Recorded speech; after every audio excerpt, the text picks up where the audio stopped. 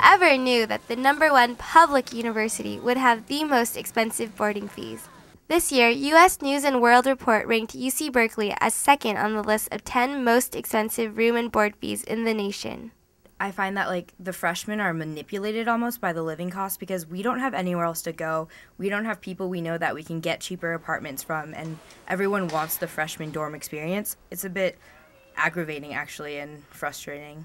The only public university other than UC Santa Cruz to make the list, UC Berkeley charges students an annual average of around $15,000, which is close to $6,000 over the national average. According to Marty Takimoto, Director of Marketing Communications, Bay Area's high living expenses are to blame, but support programs also contribute to the cost. Every other floor has an RA, a resident assistant, and they put on programs during the year, both social programs and also academic-related programs. We also have in each of the units a faculty in residence. It's entirely a way of us exposing especially new students to faculty on the campus because we know new students are a little bit intimidated by Berkeley faculty. So having a faculty member living in the residence halls. With 97% of first-year Cal students living in the dorms, many programs are heavily funded to help ease their adjustments into college life. So I'm a part of the Hall Assembly and the Hall Association, and I'm definitely seeing the money's worth being put into the programs and events that we put on here. I luckily have a really good RA who makes sure that we get involved, and he's very open and you can always go to him. I know people who are representatives, and they make sure our money's going towards events that are going to be fun and that people want to do.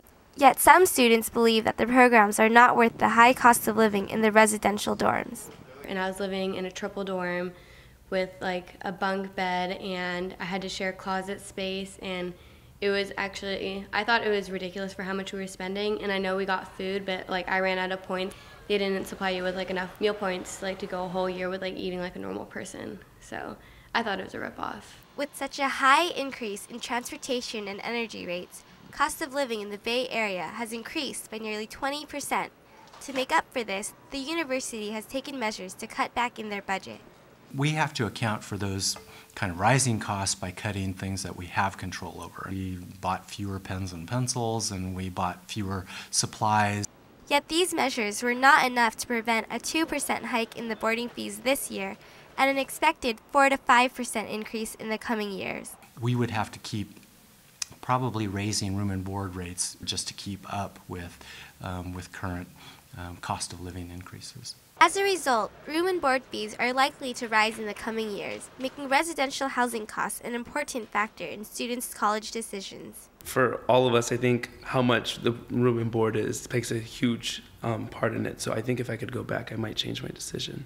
So, UC Berkeley may have a beautiful campus on a prime location, but the price you pay for it could be staggering.